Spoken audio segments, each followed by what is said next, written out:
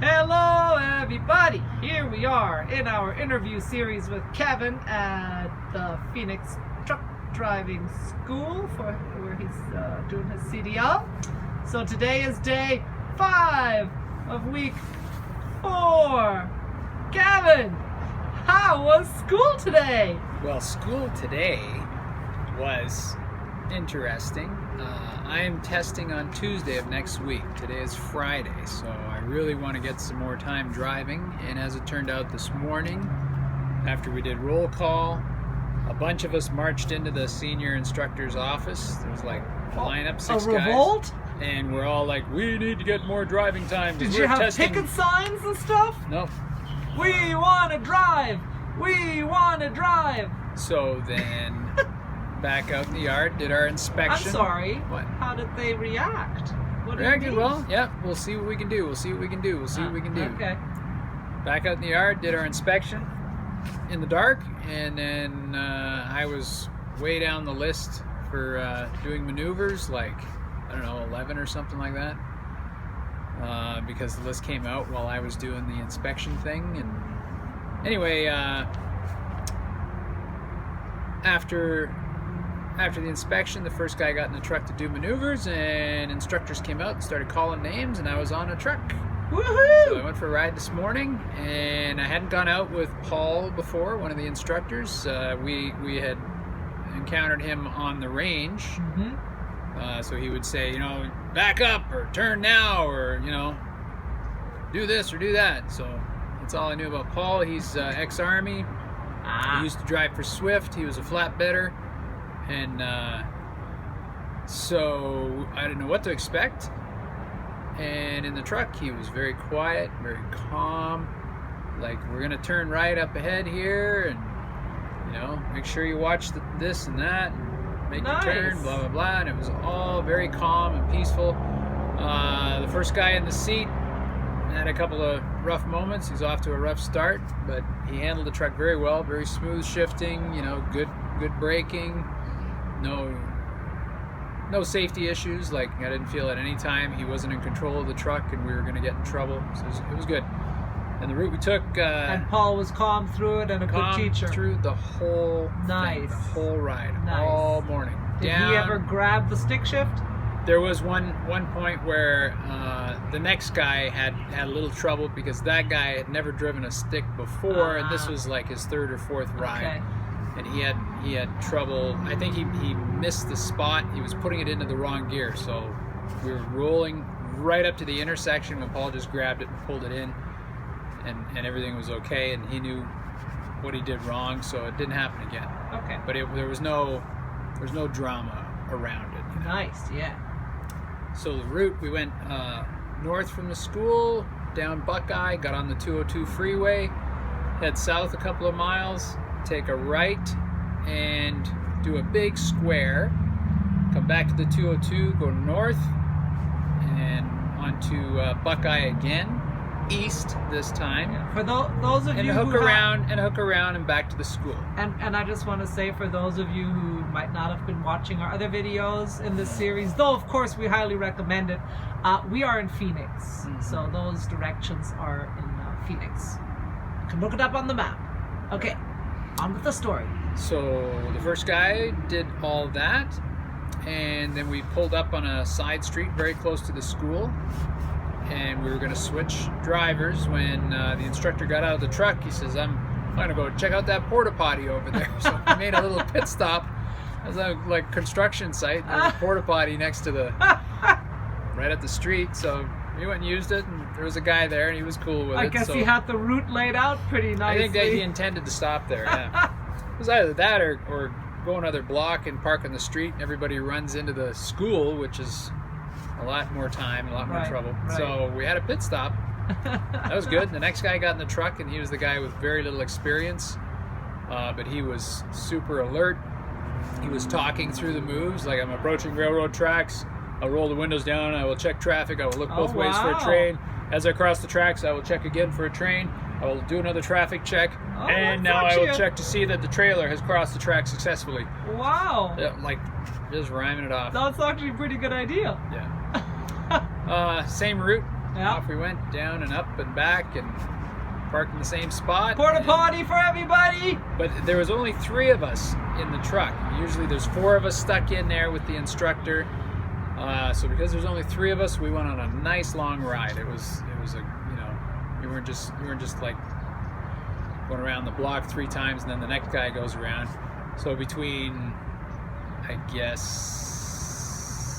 7 and 9:15 or something like that, like 2.5 hours, the 3 of us each got a really long turn, like 45 minutes. Oh, wow. So then it was my turn, same route, all the way down, did that huge square, back on the freeway, around the same way, and then because I was last, I got to bring it into the yard. Bring it home. Bring it home and park it for lunch.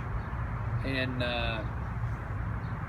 got out of the truck and I said, is there anything I need to work on? Like, I'm getting better at the shifting and, you know, watching traffic all the time, mirrors all the time, and, you know, he was like, you 3 would have passed, you know, what you did today. Awesome. So,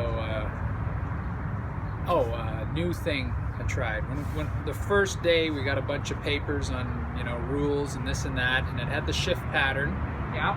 For the transmission, so we could learn that. And then on the same sheet it said you upshift, like when your RPMs reach 1300 to 1500, go to the next highest gear.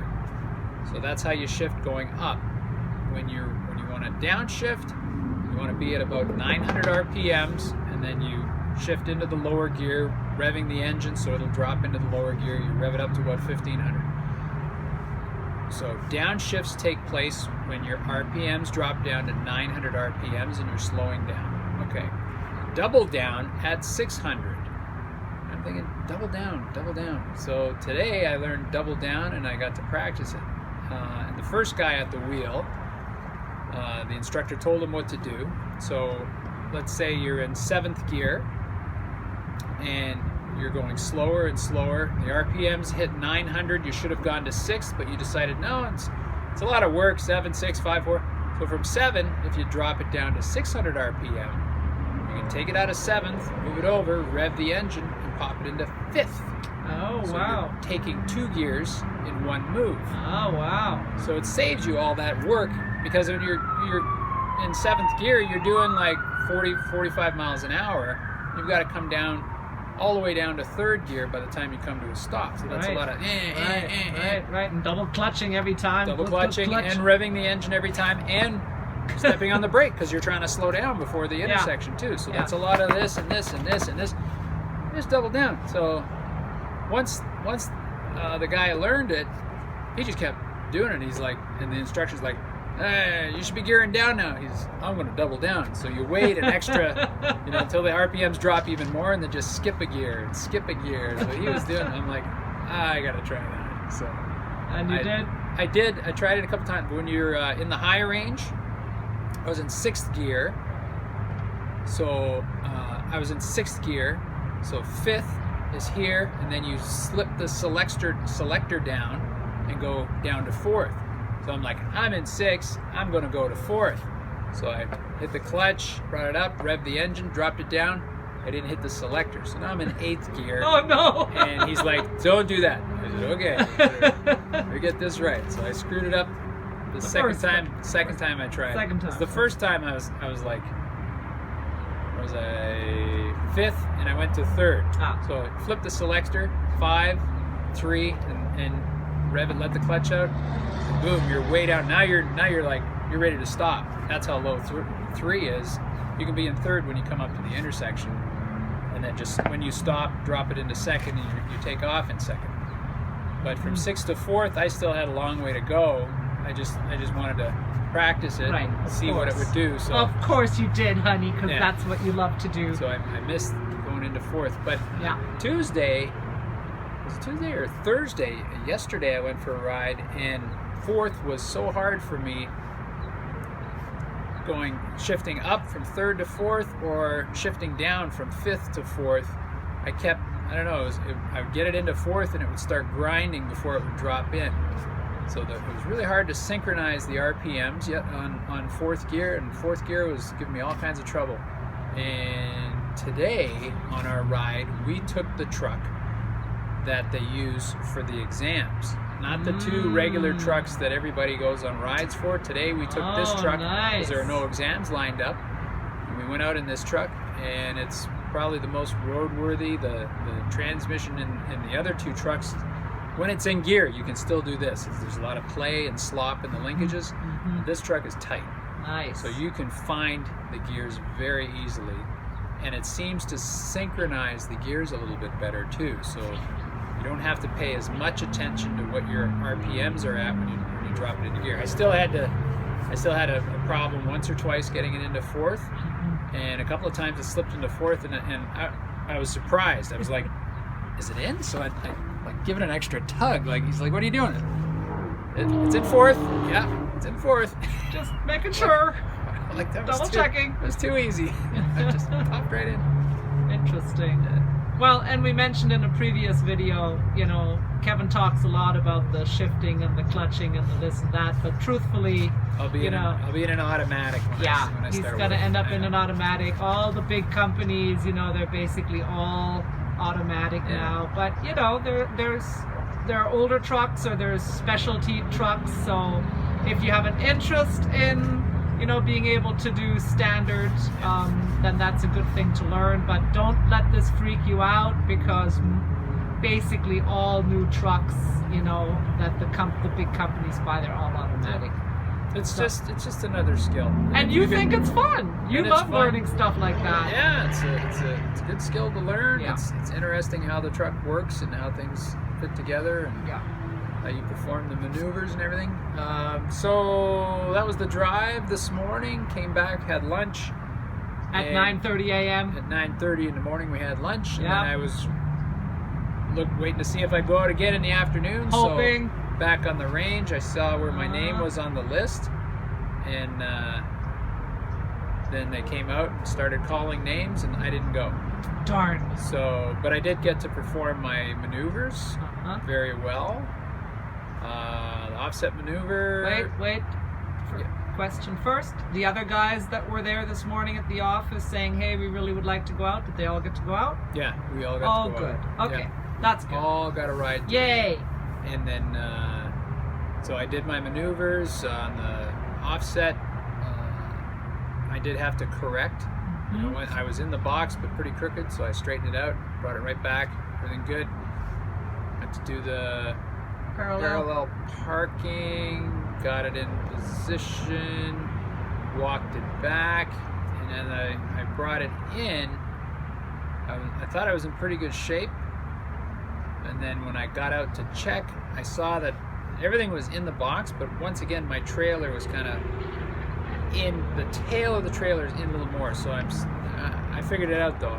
When I start my final turn, I'm a little too early, so the trailer would be straighter if I hesitated just half a second. Got the tire right on the line. I've been turning before I hit that line, because the first time I tried it, I waited till it was on the line, and maybe it was a little over, but I went too far in with the tractor. So now I'm not getting the trailer in far enough. But that's okay. It was still a pass. In a hurry. It was still a pass, and I didn't have to do any correcting back and forth crazy stuff. That's As a great. matter of fact, the guy that went before me, he had to exit the truck, and because he couldn't do the parallel parking maneuver. He started off wrong and got it, and then just kept doing this and this and this and this, and the instructor went out and was like, "What are you doing? Do this, do this, do this," and the guy kept doing the opposite, and he wound up. If this is the box for the parallel parking, you start here, and he left the truck over here like this instead of in the box or even next to the box. He was still in front of the box, but on a sharp angle like this. I had to get in that truck and drive it up and back it up and drive it up and then get to line up for my start. Usually it's just you pull out, you line up, and away you go. I had to do like 3 moves to get the truck ready for my starting thing, 'cause it position. Was he in your cohort, or he's in my class. He's in my class. Really? And still having that much trouble? Yeah. Oh, that's sad. Something happened to him.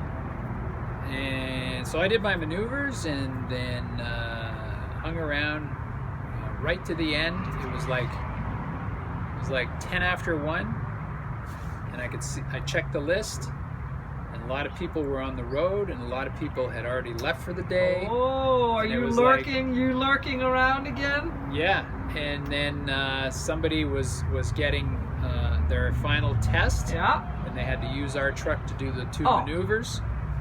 And then the next guy got in the truck, and it was like 17, 18 minutes after 1. And I thought, there's the slimmest Yeah, chance. the suspense is killing me now. If he can do it in like 7, 8 minutes, I'll get in that truck and I'll get to do it again. Well, at 20, drum roll. 25 after, he's still doing this, and whoops, and I better, oops. And the instructor looks at me and says, I'm shutting it down at 1:30. You guys may as well leave. So I was that close to going. Darn. And one guy even left. One guy was ahead of me, and he said, I gotta go. I got a family thing, and he took off. Take my turn. I'm like, yeah, I'm out there. But then this one guy got in the truck first. Took too long. Okay, well, it's Friday. Whatever. Yeah. Went into the office. And because in the morning when we lined up with the instructor, the head instructor said, we'd like to get more driving time. And I said, what about the weekend? Do I talk to you if there's room on the Saturday or Sunday class that I can come in and join them and get some time driving? He said, you're gonna have to talk to the manager, the head guy, and that'll be this afternoon. So we went in, Dan and I went in and saw him just before we left, and we said, we're testing next week. I'm testing Tuesday, so I got Monday to practice, and I need time on the road. And I was wondering if I could come in on Sunday. And he said, no, we can't. I can't give time. The class is full on the weekend, and I can't take away from one of those guys. If you want to come in and do vehicle inspections, I'm like, I said, buddy, I'm doing the vehicle inspection when I wake up at 2 a.m. It's running it through my head like a story. I said, don't worry about the vehicle inspection. I do that in my sleep now. Yeah, and he said the same to Dan. He said, I can't get you on the road Sunday. But he brought in the head instructor again into the meeting, and he said, can we get these guys driving Monday? He said, yeah. He said, so he said, Monday morning, go in, and he'll get me a ride in the morning and the afternoon, and then I test Tuesday morning. Oh, great. He'll get Dan, guaranteed he'll get Dan on the truck Monday and Tuesday. And wow. Then the manager said, so how many times have you driven? I said, 4. Uh-huh. And he says, you're still not? I said, there's a couple things, that might go wrong. I'd rather have the practice if there's any possible way. And then I'll be good. He looked at Dan, he said, how many times have you been on the road? Dan said, 8. Oh my God. And he said, 8? Really? Oh my God. Then he's like, I'm not going to say anything. Okay, get this guy on the road, whatever he wants. Oh, wow. Yeah. So it came out right there. Dan's had more road time than anybody else in the class. That is just unbelievable. He even turned down a ride once. Yes. And I got it. And, that's unbelievable. 8 times, and he's still not confident. He's still not where he thinks he needs to be. That's okay. Well, all of you seem to think you're not where you need to be. I mean, you feel you're not where you need to be. Did this head instructor feel that 4 times on the road was sufficient? It's not about how many times. It's about whether or not you're doing well at it. Some guys have been on the road 4 times and they still screw up. The instructors all teach different too. Like yesterday, I was making a right turn to get on the ramp to the freeway, and I looked at the instructor. I said, what lane do you want me to get into? He said, well, there's 2 lanes, but they merge. So get in the left lane right away so you hog it so nobody cuts you off. I thought, okay, so I'm making a right turn from the right lane, making a right turn. When I got my driver's license 40 years ago, that was really bad. If you're in the right lane, you turn into the right lane, and then you make a lane change. Doubling over there. He's like, no, get into the left lane. So, and he did that on a couple other things too, like with other people in that, and I think that's really iffy. So on the ride today, I asked the instructor, as we were about to make a turn, a right turn, I said, which lane do you want me in? He says, you're in the right lane. You go to the right lane. Get in the right lane when you turn this corner. Oh Oh boy. Gotcha. So everybody's got a little different Yeah. thing. And then I'm talking to this instructor today while I'm driving. I pulled up to a stop. I said, the one instructor told us you got to be back far enough that the examiner can see both lines on the crosswalk. He says, yep, that's right. Well, that's what I learned in week 2, and I've never heard it after, and I've seen a lot of guys go beyond that point, and nobody's corrected them. Right. So, well, I mean, we have established that there's inconsistency. yeah, but that's but what it worries is- me. Learning from so many different instructors and allowing so many mistakes, the examiner's not going to allow even one mistake. And you can say, well, that's how I was taught, or that's what so-and-so said, this or that, and it doesn't cut it. Right.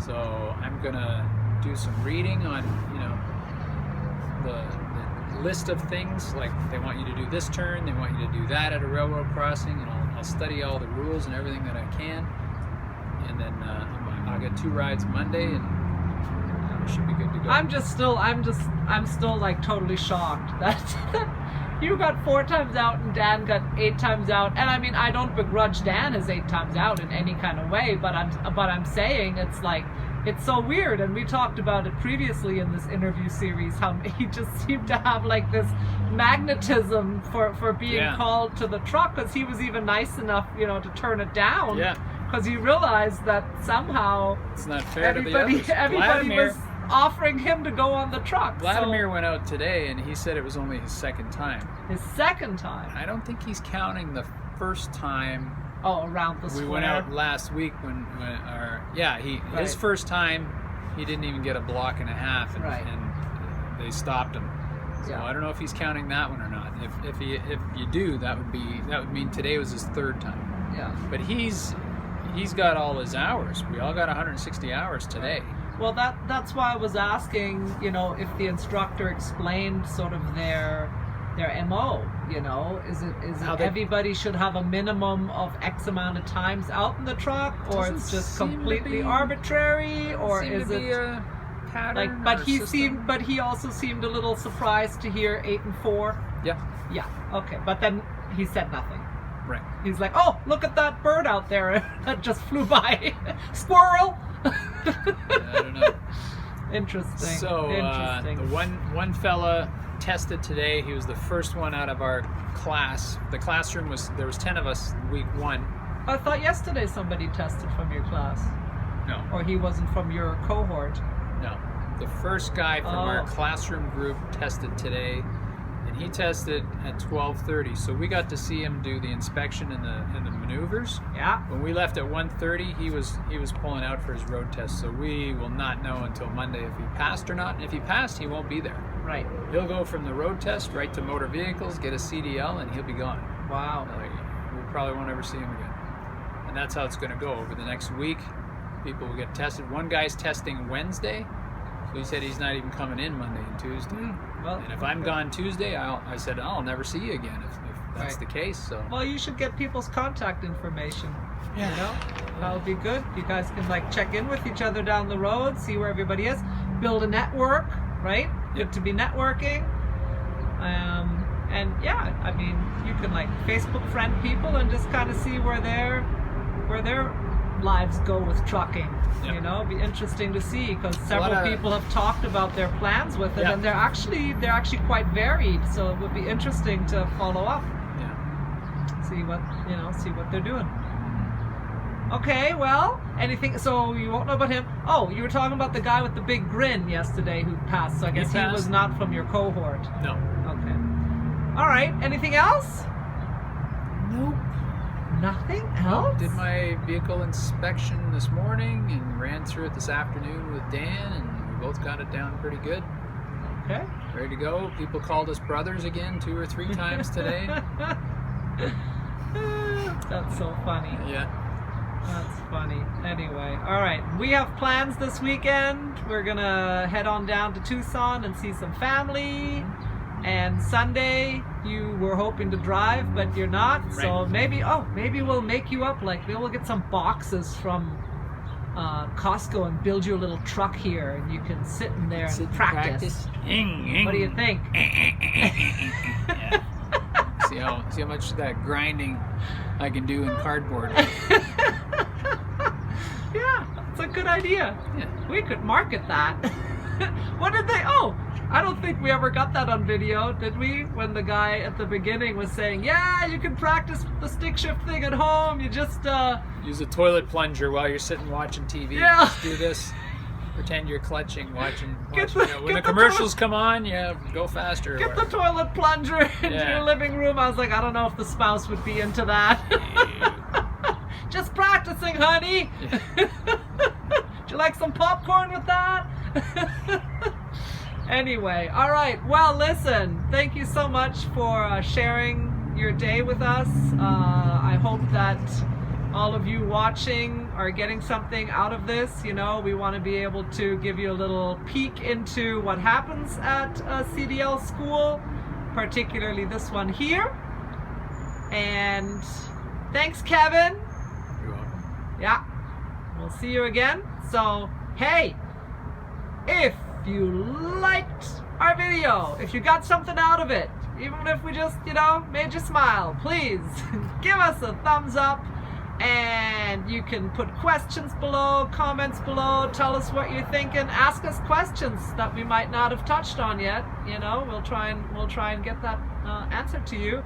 And please subscribe if you want to learn more. We're going to take you on this whole journey with us, so stick around.